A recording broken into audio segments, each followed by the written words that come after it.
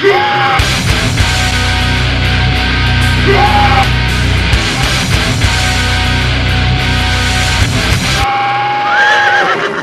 csak a mi napot kívánok!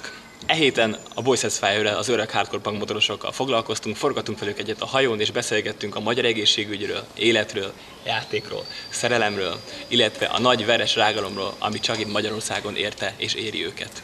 Igen, Bálint, nagyon ügyesen felkonferáltad a BoySetsFire-t, az ő előzenekaruk viszont a Letlive volt, akikből most csak egy kis ízelítőt láthattok, a teljes beszélgetést majd egy későbbi alkalommal adjuk le. Lássuk! This is Nathan from BoySetsFire, and you're watching Kettőnégy.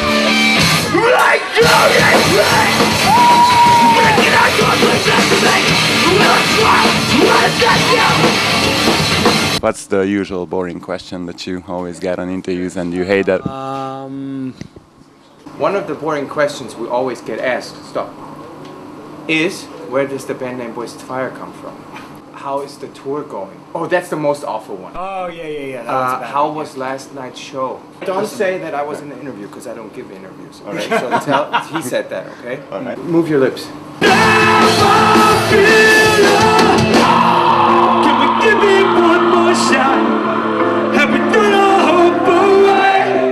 Does it have to be big break or just too big enough? This is not all that we are. We're wasting time as spinning down. Is it true you were in hospital in Hungary once? Yes, that's a great question and hilarious, actually. I'm feeling much better now. I had a throat infection, and they took me to a hospital, which was very bizarre and somewhat scary. A lot of metal things, devices that look like they had been used before, but I guess they had an autoclave and stuff that sanitized them, but I'm weird with that kind of stuff, so it was weird for me. I think I only paid like $20, so Hungarian hospitals, way to go. That would have cost a lot more in the US, so.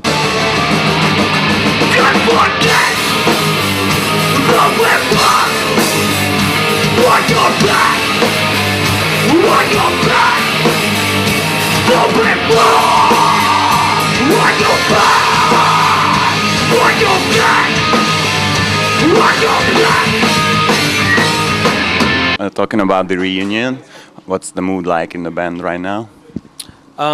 It's good. It's very upbeat. We've had a great time. It's gone so far way better than we could have hoped, and we're all very excited about it. So Plans?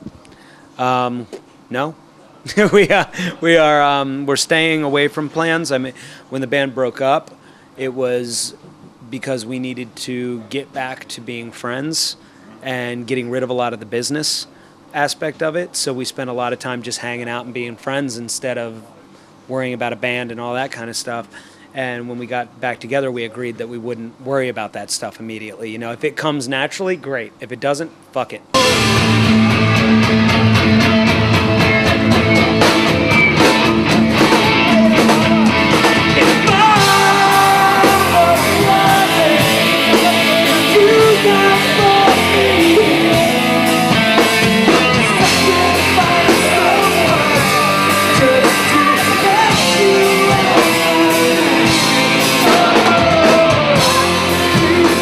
How would you describe this gentleman's stage presence?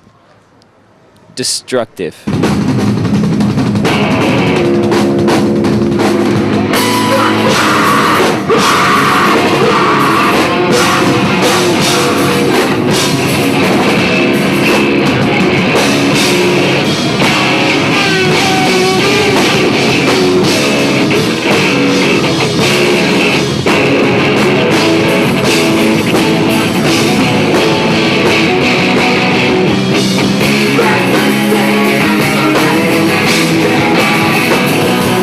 What's the weirdest gossip about the band? It was not true. I think in Hungary, it's appropriate to bring up that we're not crazed communists. That was one of the things, Jesus Christ, that we ran into so many times here, especially in Hungary, is that because of our belief systems and because of our artwork and stuff like that, there were a couple of people that were very angry with us because they thought we were like Stalinist communists that were, you know, whatever. But that was one of the most overblown things I've ever seen in my life. It was like, yes, we did say and do some things to get people's attention, you know what I mean? But we're not going to come over and kill your family, okay? It's like, come on, calm down. She cried, it's freedom that we need, but I have yet to see a cause to believe. It comes in waves of need, 10 ways to make you breathe before we get to die. It was very weird being approached by people who could not separate musicians who have certain opinions and do shocking artwork with militaristic, communist thought patterns. Part of art is inspiring and scaring people. You know, and that's what makes people think. You can inspire people to think, you can scare people into thinking, you can shock people into thinking, and that's what we do. We do what we love, and we do things that are fun for us and that we feel will inspire other people to sort of think about what they're seeing, what's going on in the world. Can we give it one more shot? Have we thrown our hope away? Does it have to be this simple just to make it up? This is not a black we have. We're wasting time and spin down. We were doing a show, and they came in and just disrupted the whole thing, waving flags and stuff and screaming at us and stuff. And it was like, they were all drunk. It was like, you know what, maybe once you sober up, we can have a decent conversation. No, we can't? Okay, well, fuck you. You know what I mean? It was just like, some people you can't talk to, you know? And that's the problem, is that when you're able to have a conversation, it's very different. But, you know, and then we had a problem with, and I don't fucking care, I'm just going to go ahead and bring this up because I don't fucking care, Zoli from Ignite going around to shows and talking shit on us at shows and then confronting me in LA after a show. And we were like nose to nose yelling at each other. And I was trying to say, look, if you want to calm the fuck down and we can have a conversation, that's fine.